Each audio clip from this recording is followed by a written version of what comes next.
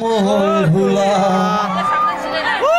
বাতাসেতে শুলি উড়ে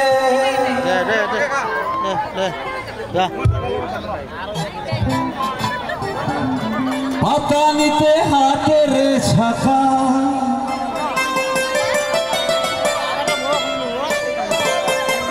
এই সাগতে আমি আমাৰ শিল্পী গোপী বসুমতাৰীক এখন এই জাতীয় কৰ্মচাৰী সংগঠন জ্ঞাপন কৰিম আৰু জ্ঞাপন কৰিব আমাৰ ৰাখল ঠাকুৰ পূজা আমাৰ উৎসৱৰ উপদেষ্টা কৰ্মবিন্দুসকলক মোৰ আন্তৰিক শুভেচ্ছা জ্ঞাপন কৰিছো।